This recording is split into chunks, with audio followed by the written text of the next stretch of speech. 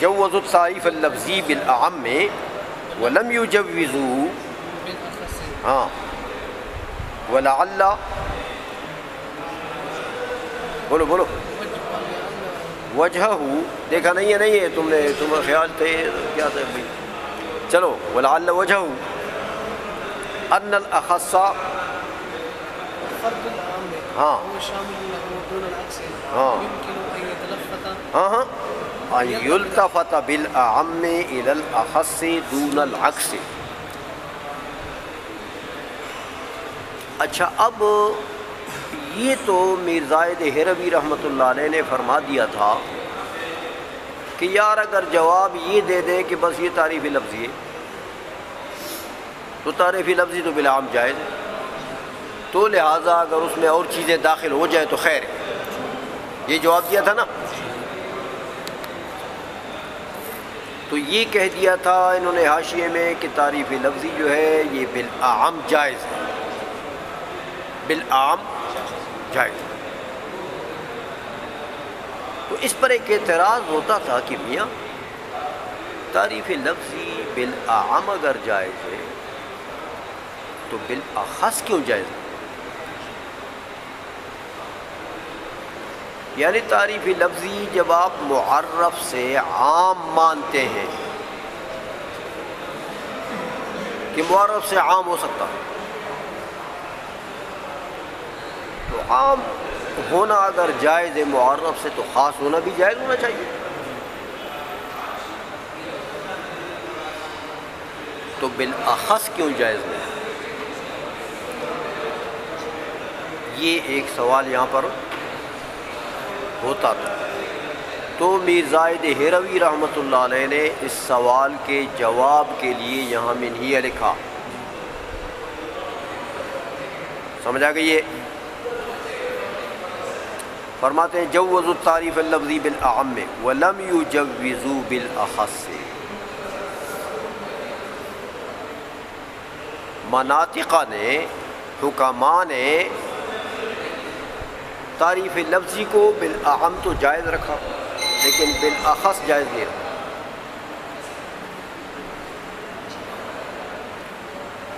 بالاخص جائز نہیں.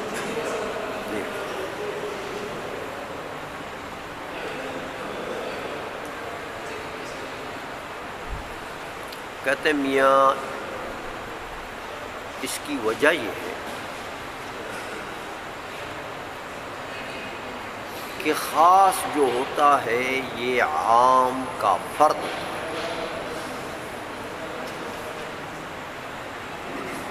خاص کیا ہوتا ہے؟ عام کا فرد. جیسے دیکھو انسان جو ہے یہ حیوان کا کیا ہے؟ فرد ہے. تو خاص عام کا فرد ہوتا ہے.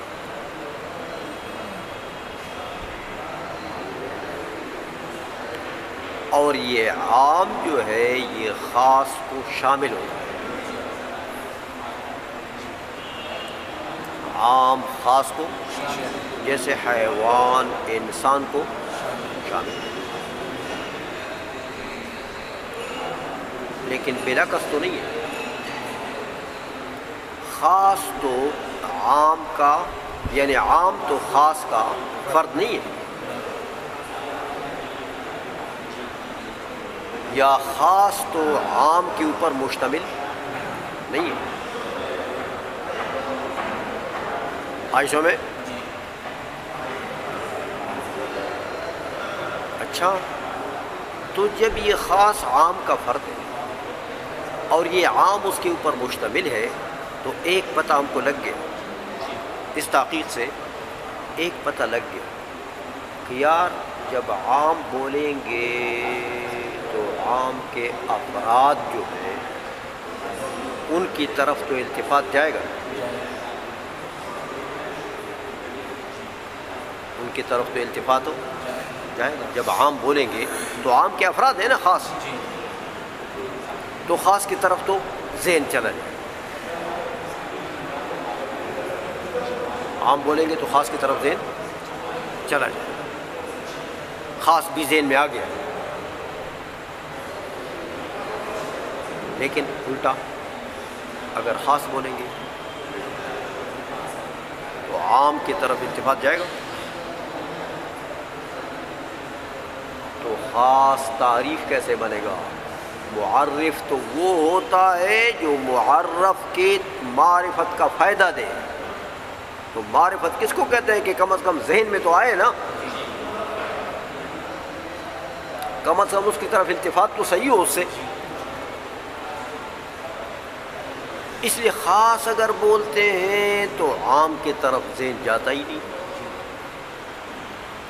تو پتہ لگا کہ خاص مفید معرفت عام نہیں ہے، اس لیے بالاخص جائے کہ اس سے ذہن جاتا ہی نہیں، خاص سے ذہن جاتا ہی نہیں عام کی طرف. تو جب ذہن نہیں جاتا ہے تو معرف سے تو معرف کی طرف ذہن جاتا، اس کی معرفت آتی ہے. اور یہاں تو خاص سے ذہن عام کی طرف جاتا ہی نہیں. اس لیے یہ تعریف جو ہے، یہ تعریف لفظی جو ہے، یہ بالاخص جائز نہیں ہے، بالاعم جائز، کہ عام سے خاص کی طرف ذہن جاتا ہے. جو کہ افراد میں سے جو کلی کا ذکر کر کے اس کے افراد کی طرف تو ذہن جاتا ہے نا. سمجھ میں آ گئی ہے؟ تو یہ میرزائے دہلوی رحمۃ اللہ علیہ نے اس سوال کا جواب دیا کہ میاں بالاخص جائز نہیں ہے. مناطقان حکماء نے تعریف لفظی بالاخص جائز نہیں رکھا، اس کی وجہ یہ. سمجھ آ گئی ہے؟ اچھا آگے ایک اور جو کل آپ نے قول پڑھا ہے نا،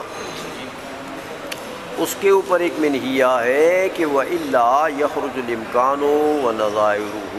ایک تو الا پر لگا ہوا ہے، دوسرا اذ ما من کلی الا وبعض افرادہ ممتنع پر لگا ہوا ہے. دیکھا دو ہیں، یہ دو منہیے. اچھا تو پہلے والا تو اوپر کھوپری پر لکھا ہوا ہے، او وَأَذًا لَكَ أَن تَقُولَ. چلو پڑھو. وأيضا لك أن تقول التعريف إن كان على رأي المتكلمين يلزم على ذلك تقدير أن لا يكون وجود من الأمور العامة الشاملة للأقسام الثلاثة، لأن الكم مطلقا والأعراض النسبية كلها عنده ليست بموجودة. وإن كان على رأي الحكماء يلزم على ذلك تقدير أن لا يكون الوجود الخارجي منها، لأن الكم المتصل والأعراض النسبية ليست بموجودة في الخارج كما صرحوا به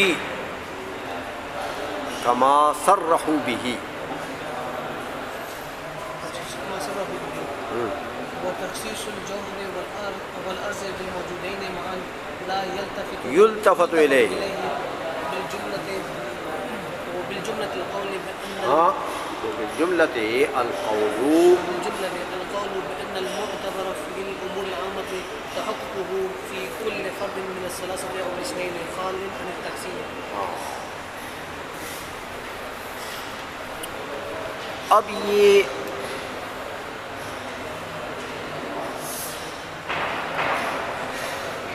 حاشیے میں میرزائے دہلوی رحمۃ اللہ علیہ نے یہ تو بتایا تھا کہ فإن الأمور العامة لا يجب أن يتحقق في جميع أفراد الثلاثة أو الاثنين،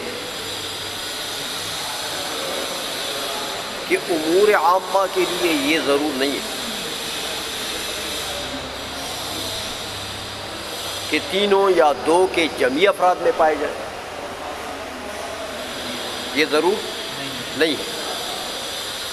وَإِلَّا، اور اگر تم کہتے ہو کہ وہی تو ضروری ہے کہ تینوں یا دو کے جمعی افراد میں امور عامہ پائے جائیں گے، تو اگر اس کو ضروری قرار دیتے ہو کہ امور عامہ وہ ہوں گے جو تینوں یا دو کے جمعی افراد میں پائے جائیں، تو پھر تو امکان بھی نکل گیا اور امکان کے نظائر بھی نکل گئے، کیونکہ جمعی افراد میں نہیں پائے جاتے. یہ تقریر تو کل ہوئی تھی، یاد ہے؟ جی. اچھا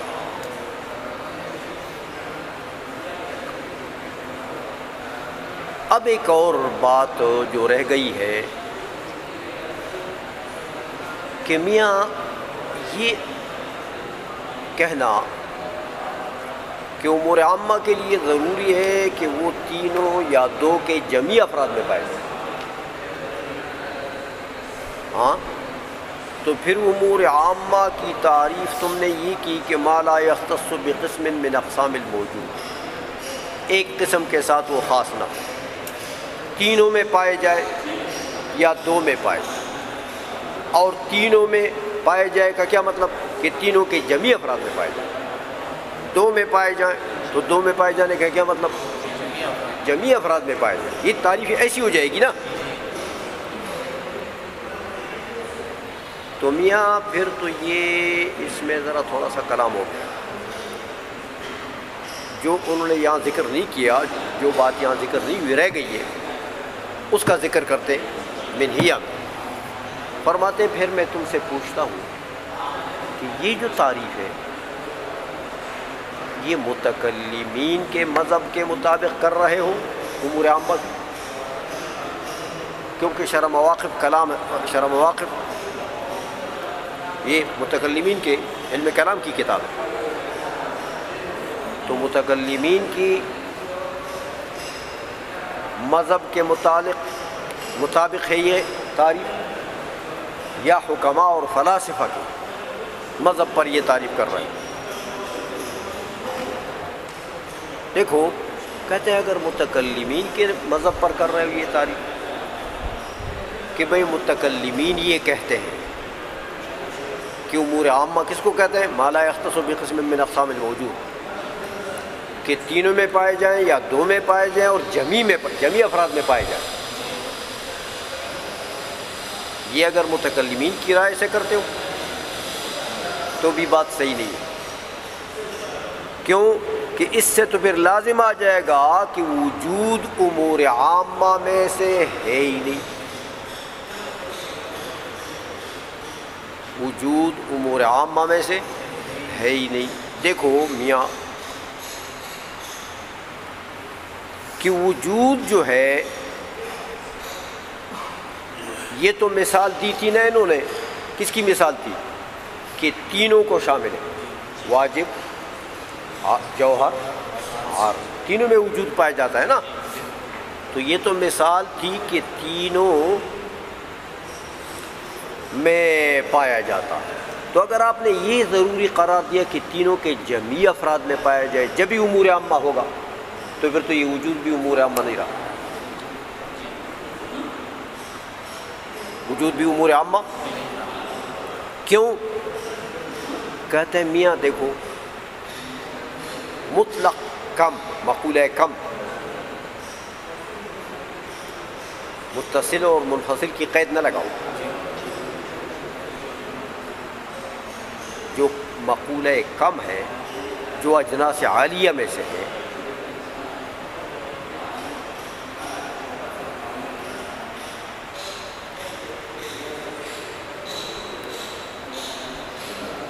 وہ مقولہ کم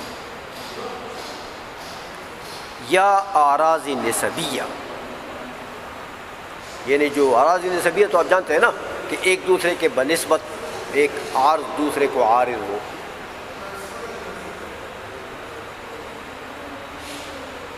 تو اعراض نسبیہ اور مطلق کم ان کو تو میاں وجود عارض ہے ہی نہیں،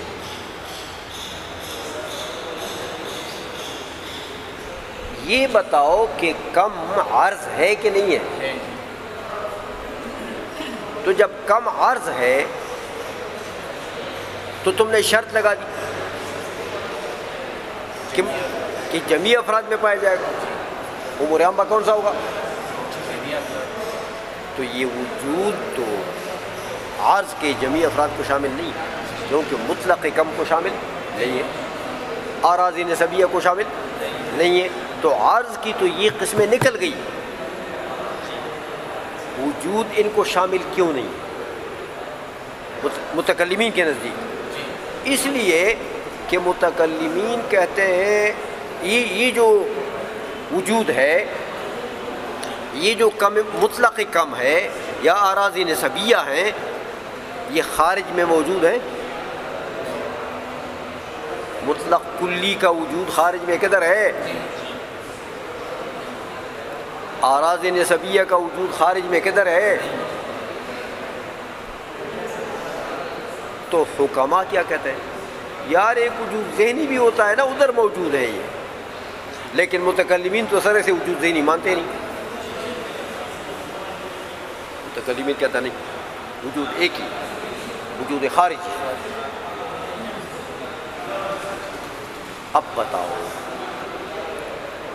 وجود خارجی میں کم مطلق ہے؟ نہیں۔ اعراض نسبیہ ہیں؟ نہیں۔ تو عرض کے جمیع افراد کو یہ شامل ہو گیا یہ وجود؟ نہیں۔ تو یہ تو وجود بھی امور عامہ میں سے نہ رہا ہے۔ اگر جمیع افراد میں وجود کو شرط قرار دیتے ہو تو اگر متکلمین کی رائے پر تعریف ہے یہ، تو وجود نہ رہا امور عامہ، کیونکہ یہ چیزیں نکل گئی اس سے۔ بات سمجھ میں آ رہی ہے؟ اچھا، اور اگر یہ تعریف حکماء کی رائے پر ہے تو حکماء ٹھیک ہے وجود ذہنی مانتے ہیں، وجود خارجی بھی مانتے ہیں، وجود کی دو قسمیں مانتے ہیں، لیکن دیکھو حکماء کا مذہب اگر لیتے ہو تو حکماء کے نزدیک ٹھیک ہے یہ چیزیں ذہن میں موجود ہیں، تو مطلق وجود تو امور عامہ میں سے ہو جائے گا، مطلق وجود، لیکن حکماء کے نزدیک وجود خارجی امور عامہ میں سے نہیں رہے گا۔ وجود خارجی کیوں امور عامہ کے لیے تم نے شرط قرار دے دی کہ وہ جمیع افراد میں پائے جائے، 2 یا 3 کے جمیع افراد میں پائے جائے، تو یہ جو آپ نے مثالیں ابھی پڑھی ہے مطلق کم، اعراض نسبیہ، یہ موجود خارجی ہیں،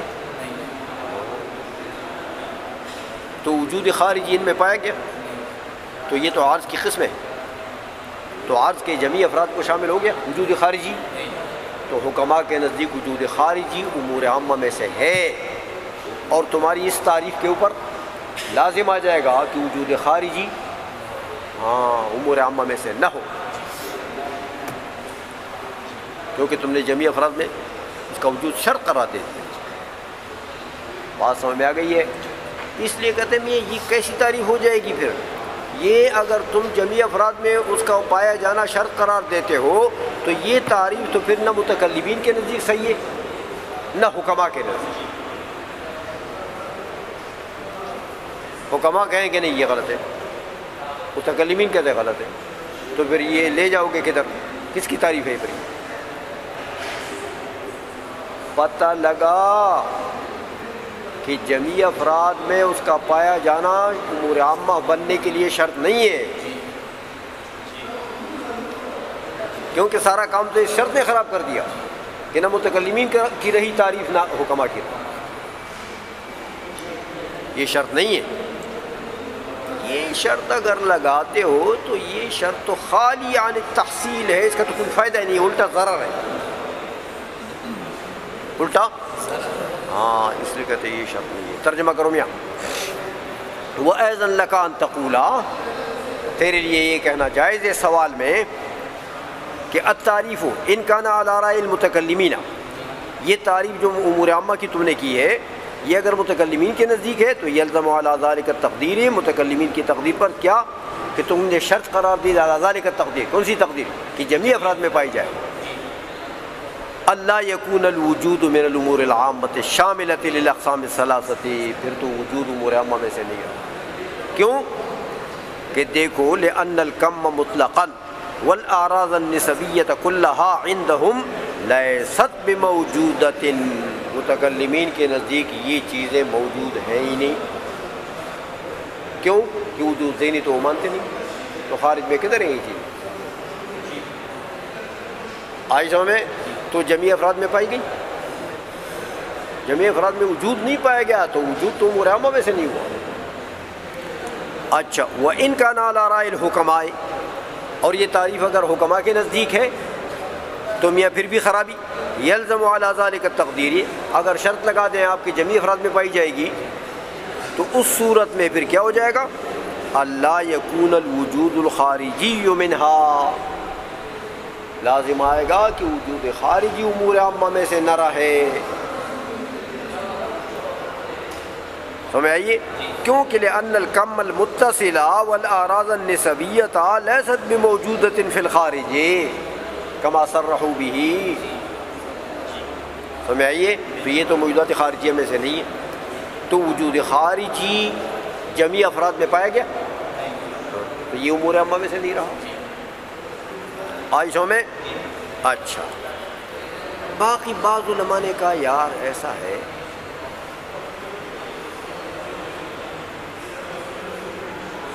کہ جوہر اور عرضی جو ممکن کی دو قسمیں ہیں نا، موجود کی دو قسمیں، ان سے مراد ہم مطلق جوہر اور عرض نہیں لیتے، بلکہ وہ جوہر جو مقید ہو بوجود خارجی ہے. سمجھ آئیے؟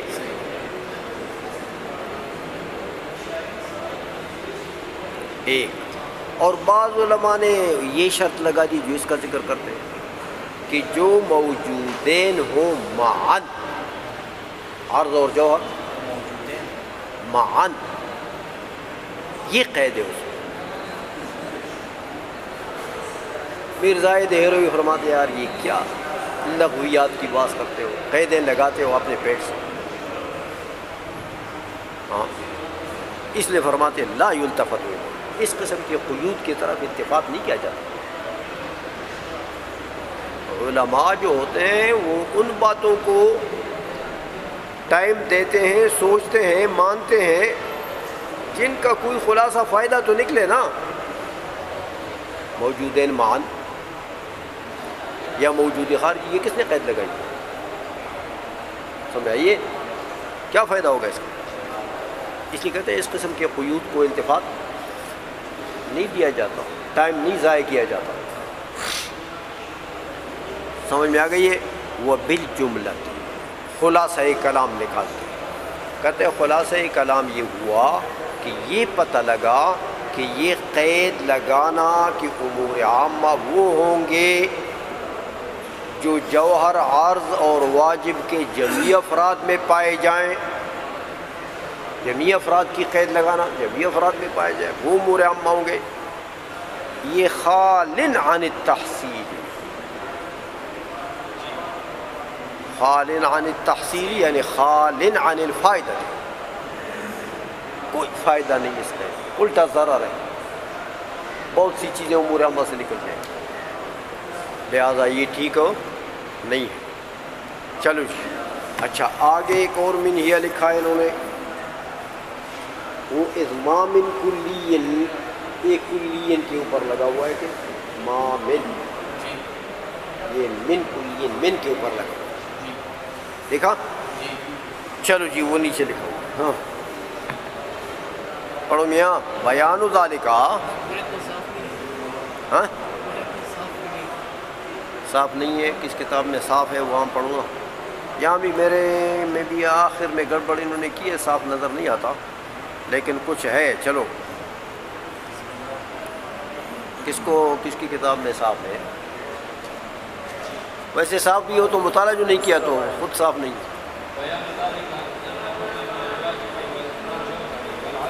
ہاں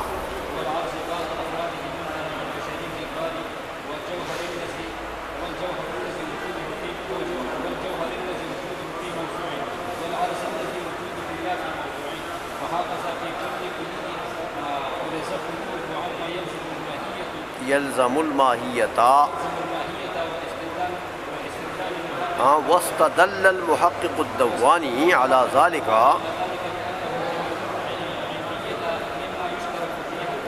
یشترک فیہ الثلاثۃ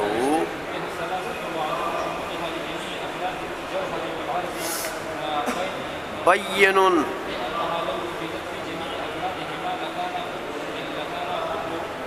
واحد من الافراد علة لمعلوله وتلك المعلولات الحاصلة من كل واحد من الأفراد لا يخلو من أن يكون جوهرا او عرضا وننقل الكلام إليه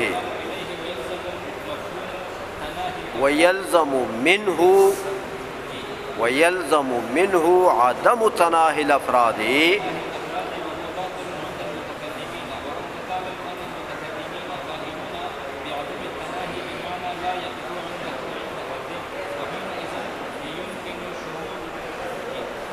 بولو شمول العلیت شمول العلیت لجميع افراد الجوہر والعرض كما لا يخفى. اچھا اب یہ جو بات انہوں نے کہی نا کہ ما من کلی الا وبعض افرادہ ممتنع، یہ بات ذرا مشکل تھی کہ تم کہتے کوئی بھی کلی ہو نا اس کے بعد افراد ممتنع، یہ تم نے کیسی بات کری؟ ہر کلی کے بعد افراد ممتنع، حیوان کے بعد افراد ممتنع کدھر ہے؟ حیوان کلی،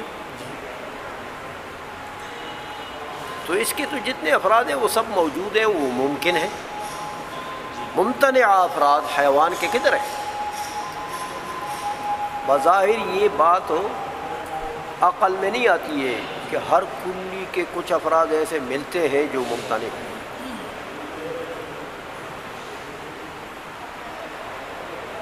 اس لیے بھی زاہد ہروی رحمۃ اللہ علیہ کو منہیہ لکھنا پڑا کہ میاں اب مجھے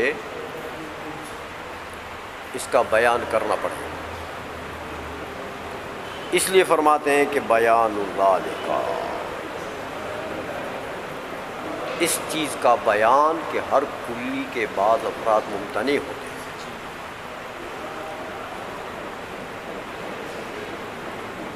اس کا بیان یہ ہے کہتے ہیں میاں واجب ہے کہ جوہر ہے کہ عرض ہے، یہ تینوں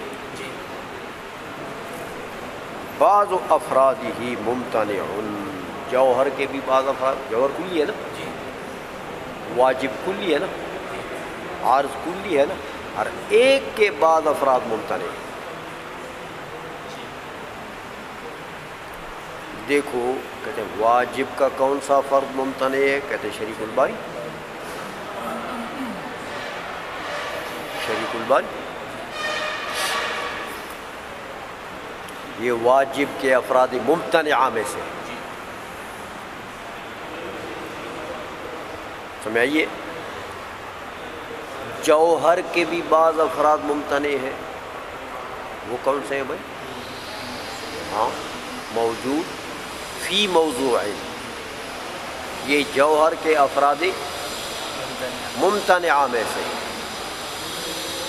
عرض کے بھی بعض افراد ممتنع ہیں، وہ کیا ہے؟ ہاں موجود لا فی موضوع. ایسا عرض کدھر ہے؟ یہ ایسا عرض تو ممتنع ہے کہ موجود لا فی الموضوع. سمجھائیے تو یہ ہر کلی کے دیکھو نا، واجب کے بعض افراد ممتنع، جوہر کے ممتنع، عرض کے بھی ممتنع. سمجھ آ گئی ہے؟ وَهَكَذَا فِي كُلِّ كُلِّيٍّ فُرِضَ خُلُوُّهُ عَمَّا يَلْزَمُ الْمَاهِيَّةَ. قاعدہ بتاتے ہیں، کہتے ہیں ایسا کرو ہر کلی میں حیوان کے بھی بعض افراد ممتنع ہیں، حیوان کے بھی بعض افراد ممتنع ہیں. وہ کیسے ہوگی؟ کیسے پتہ لگے گا؟ کہتے پتہ ایسا لگے گا کہ جس کلی کے افراد ممتنعہ معلوم کرنا چاہتے ہو نا، اس کلی کی ماہیت کو جو چیز لازم ہے وہ اس فرد سے سلب کر.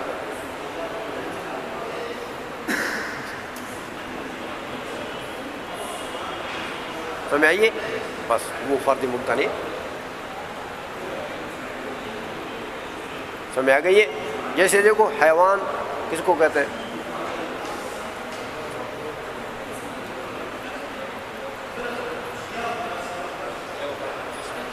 بولو بولو بولو. اچھا جو ایسا نہ ہو. حیوان کا وہ فرد جو جوہر نہ ہو،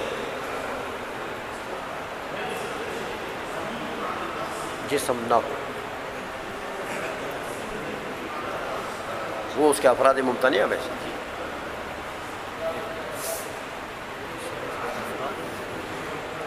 ممتنعہ میں سے مطلب یہی نا، افراد ممتنعہ.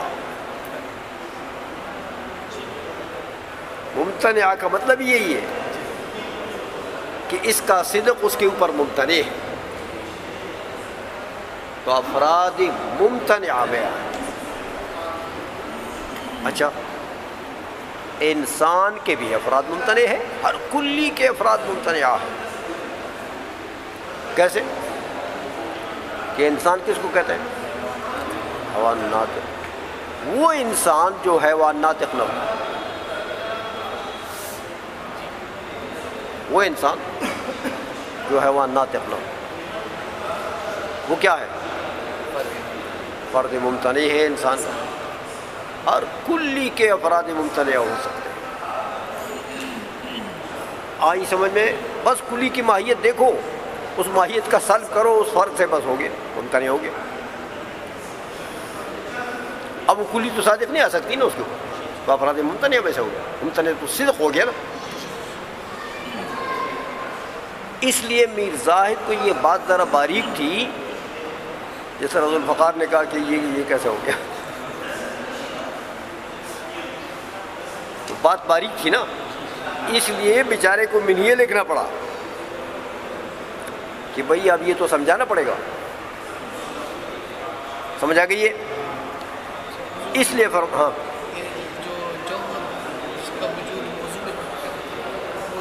جو موضوع کو اصل میں موضوع تو کہتے ہیں ما قام بہ العرض، جس چیز کے ساتھ عرض قائم ہے وہ عرض کے لیے موضوع ہے. سمجھئے؟ تو موجود فی الموضوع عرض ہے، موجود لا فی الموضوع جوہر ہے. لیکن جوہر کے افراد ممتنعہ، جوہر کے افراد ممتنعہ موجود فی موضوع. جوہر کا صدق اس کے اوپر ممتنع ہے نا، تو افراد ممتنع میں سے ہو گئے. اس سے مراد وہ موضوع نہیں جو محمول کے مقابلے. نہیں، وہ تو اس کو تو مبتدا خبر کے معنی میں وہ نہیں ہے. یہ موضوع بمعنی ما قام بہ العرض، جس چیز کے ساتھ عرض قائم ہو.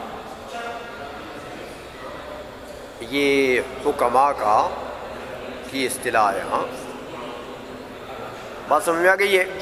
اچھا تو اس لیے فرماتے ہیں کہ میاں وَهَكَذَا فِي كُلِّ كُلِّيٍّ فُرِضَ خُلُوُّهُ عَمَّا يَلْزَمُ الْمَاهِيَّةَ.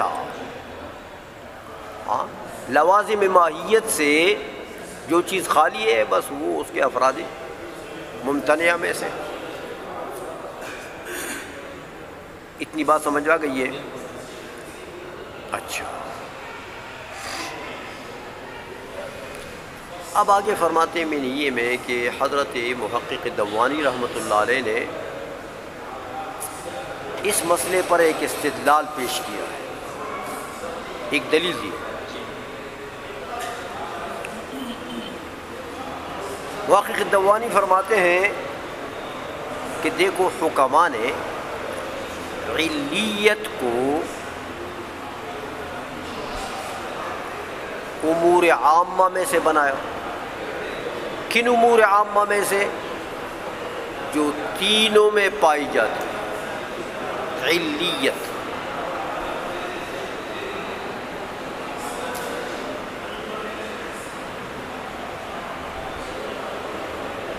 علیت دیکھو باری تعالی علت کائنات ہے کہ نہیں ہے؟ تو علیت واجب میں بھی پائی گئی. ایک جوہر دوسرے جوہر کے لیے علت ہوتا ہے تو ادھر بھی پائی گئی. ایک عارض دوسرے عارض کے لیے بھی علت ہو سکتا ہے تو ادھر بھی پائی گئی. تو محقق دوانی رحمۃ اللہ نے فرمایا کہ دیکھو علیت کو حکماء نے ان امور عامہ میں شمار کیا ہے جو تینوں میں،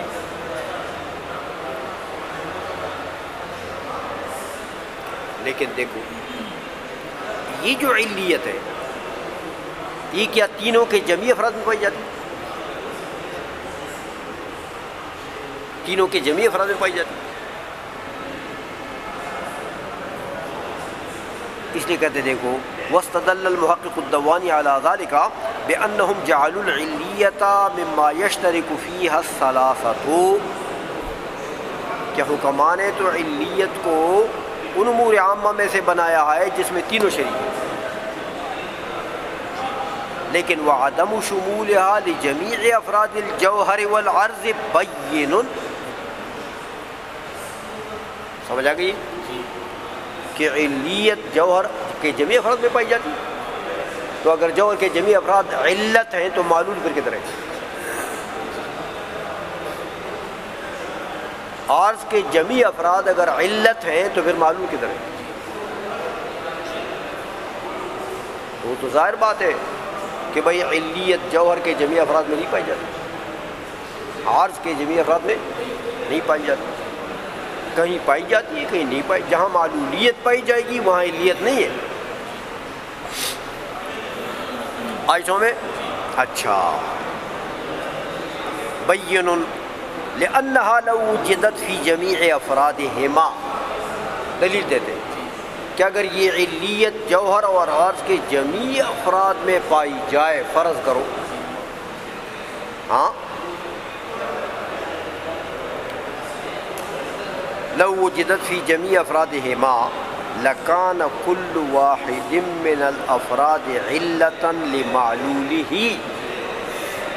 تو ہر جوہر کا ہر فرد، عرض کا ہر فرد علت ہوگا اور اس کے لیے ایک معلول،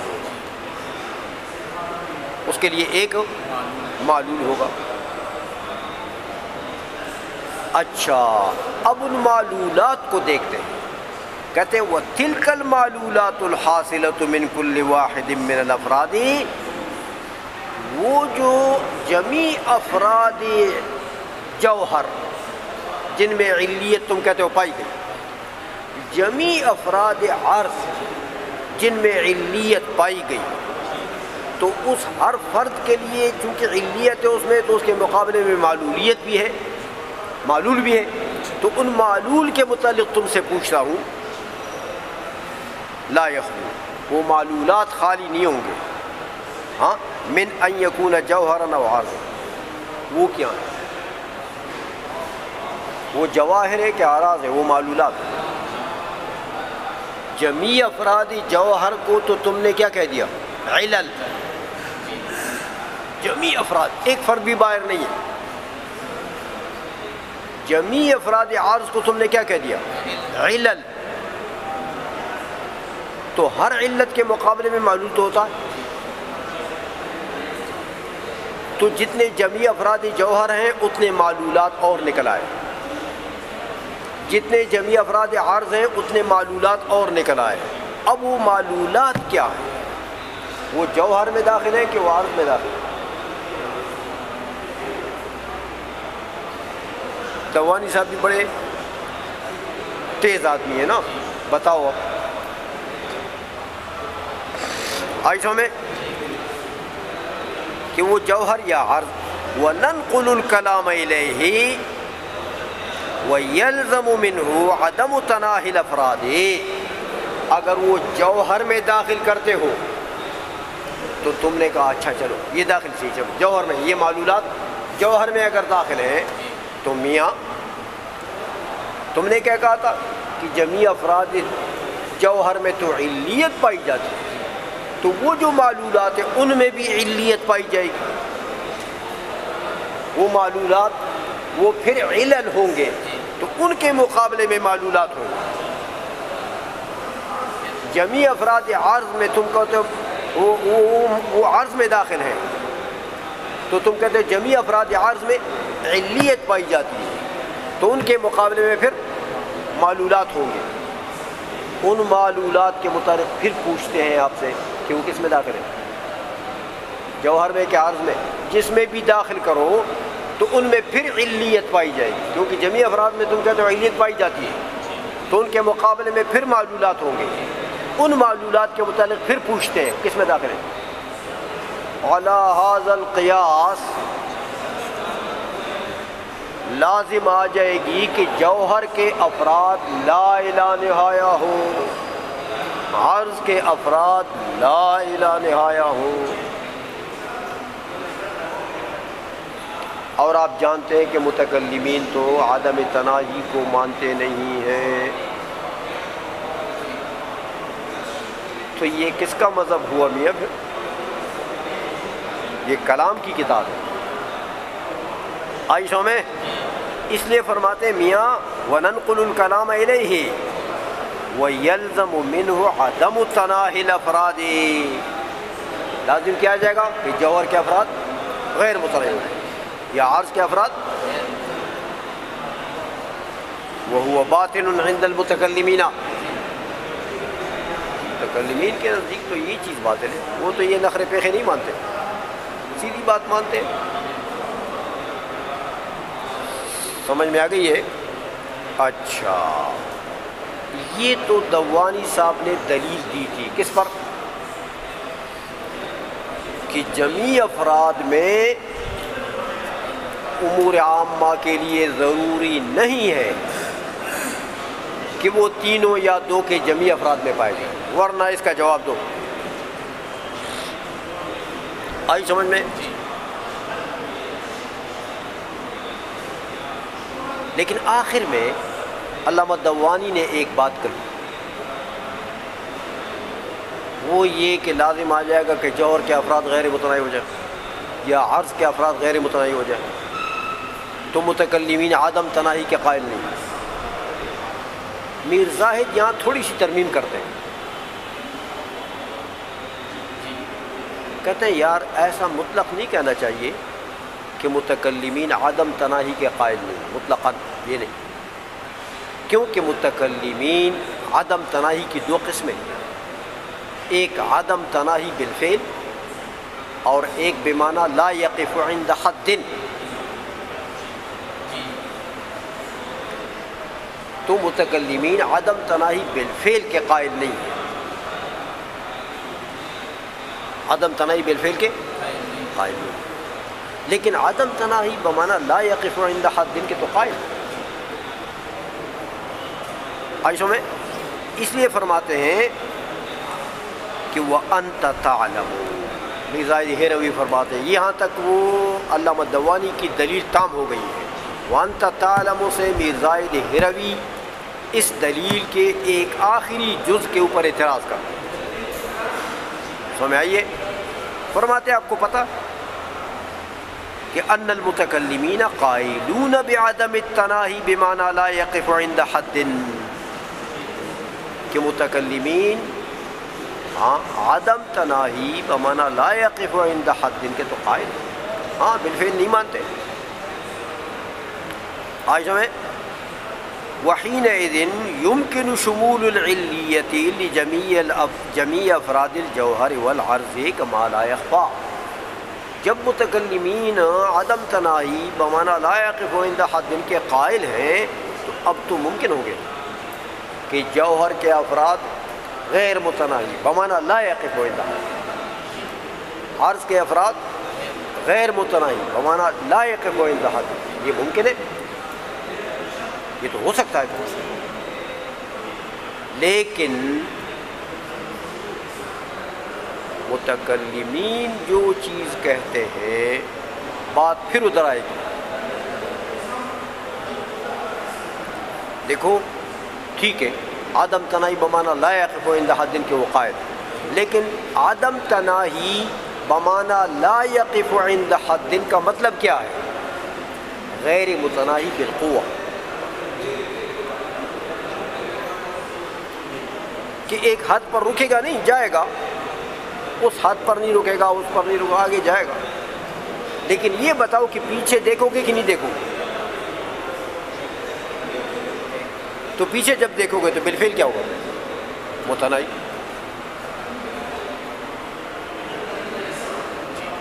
آگے جائے گا، وہ جا رہا ہے آگے، جانے دو. لیکن کسی حد میں جا کر تو پیچھے دیکھو گے نا، تو پیچھے جب دیکھو کیا ہوگا، تو بالفعل متناہی ہو. تو بات وہی ہے، پھر سمجھ میں آ گئی ہے کہ افراد جوہر اور افراد عرض متناہی ہے، غیر متناہی بالفعل نہیں ہو سکتے. ہاں عدم تناہی بمانا لا یقف عند حد تو ہو، وہ تو بالفعل کے غیر متناہی کے گویا کہ یعنی وہ متناہی کے تو ضد نہیں ہے. عدم تناہی بمانا لا یقف عند حد متناہی کے ضد نہیں ہے، بلکہ متناہی کے ساتھ وہ جمع ہو جاتا ہے. کیونکہ کسی حد میں جا کر پیچھے دیکھو گے تو پیچھے کتنے ہوں گے؟ محصور بین الحاصرین ہوئے کہ نہیں، اس کی ابتدا بھی ہے اور اس کی انتہا بھی ہے. کہ جس کی ابتدا اور انتہا اس کو کیا کہتے ہیں؟ وہ متناہی. تو پھر بات آ گئی وہی کہ بھئی جوہر کے افراد متناہی، عرض کے افراد متناہی. سمجھ گئے ہو؟ یہ منہیہ ختم ہو گیا کہ کچھ ہے اور؟